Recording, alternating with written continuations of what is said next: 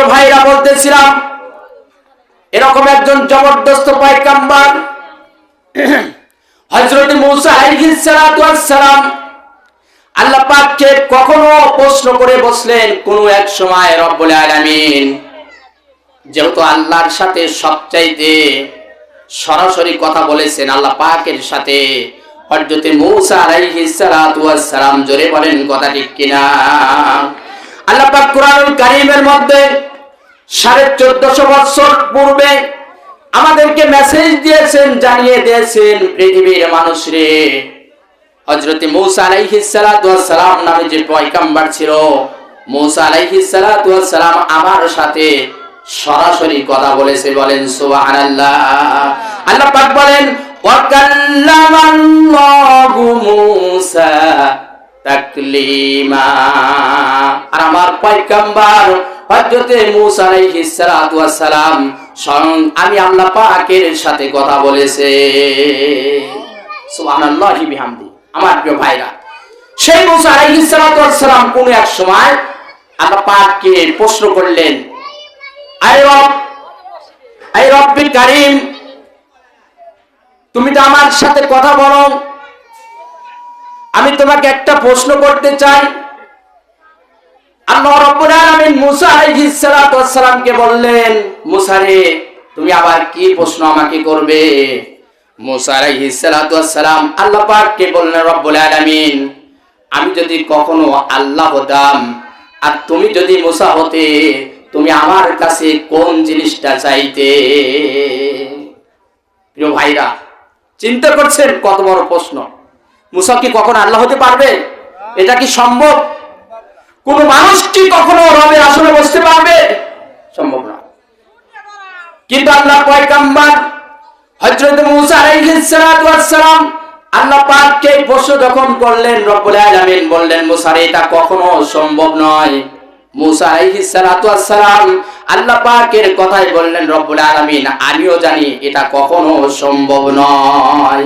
তবু আমি তোমার কাছে জানতে চাই, ধরে নেন যদি আমি রব হতাম, আমি যদি আল্লাহ হতাম আর তুমি যদি মূসা হতে আল্লাহ, তুমি আমার কাছে কোন জিনিসটা চাইতে?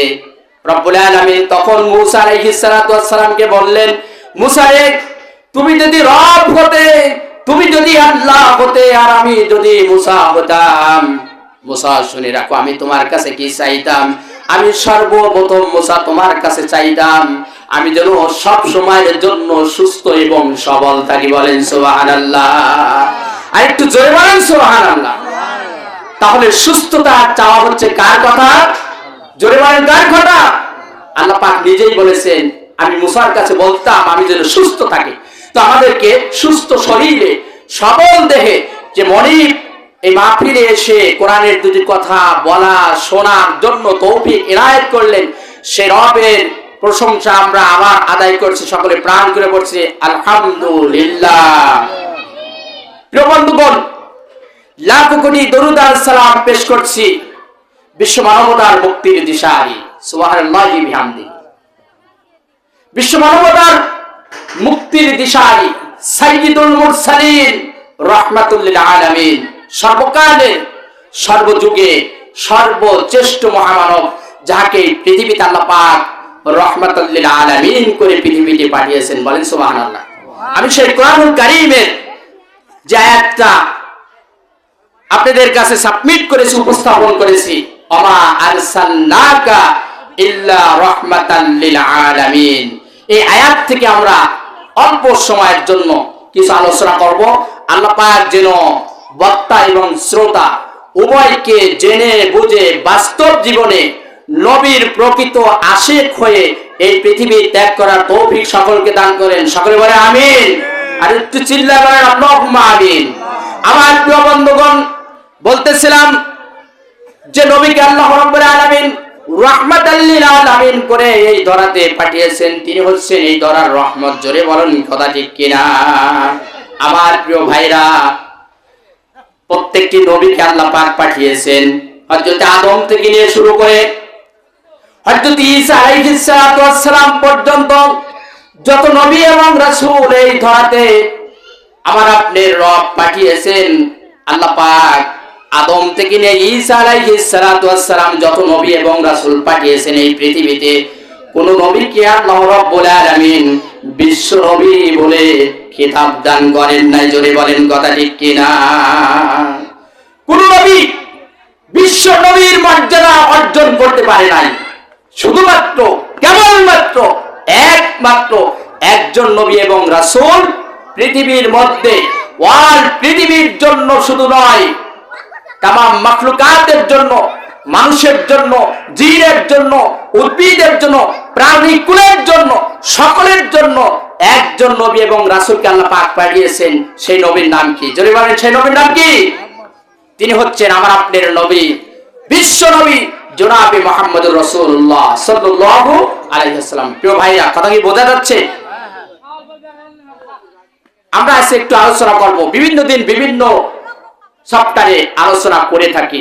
আল্লাহ পাক কোরআন আপনাদের দোয়ায়, আল্লাহর রহমতে, তো আমরা একটু আজ আলোচনা করব বিশ্ব নবীর মর্যাদা সম্পর্কে। এমন একটি নবী, এমন একটি রাসূল আল্লাহ পাক আমাদেরকে দান করেছিলেন।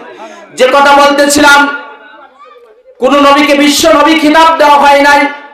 প্রত্যেকটি নবীকে একটা এলাকার জন্য, একটা গোত্রের জন্য অথবা একটা দেশের জন্য নবী এবং রাসূল করে পাঠিয়েছিলেন। কোন নবীকে অল পৃথিবীর জন্য নবী এবং রাসূল করে পাঠানো হয় নাই।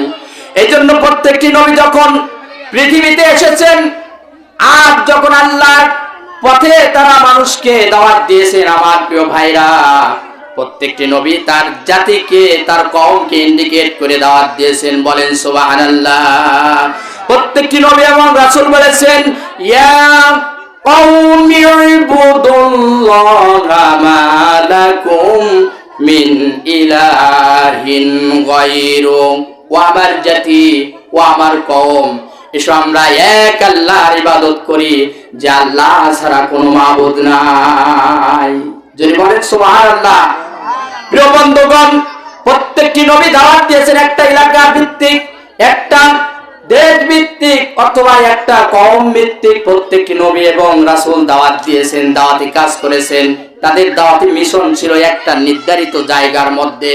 কিন্তু আমার আপনার নবীকে যখন আল্লাহ পাক এই ধরাতে পাঠালেন, আল্লাহ রাব্বুল আলামিন বলেন, নবী হে, তামাম সৃষ্টিকুলের জন্য আমি আপনাকে নবী এবং রাসূল করে পাঠিয়েছি। আর একটু জোরে বলেন সুবহানাল্লাহ। আমার প্রিয় ভাইরা, প্রত্যেকটি নবী রাসূল বলেছেন, হে আমার কওম, হে আমার জাতি। কিন্তু আমার আপনার নবী যেদিন নবুয়তি আল্লাহ পাক নবীকে দান করলেন, সাফা পাহাড়ের চূড়ায় চলে গেলেন। আমার প্রিয় বন্ধুগণ, নবী আমার সাফা পাহাড়ের চূড়ায় গিয়ে সব নবী ডাক দিয়েছেন এলাকার মানুষদেরকে। কিন্তু আমার আপনার নবী বললেন, ইয়া আইয়ুহান নাস, হে পৃথিবীর সকল মানুষ। সুবহানাল্লাহ বলেন।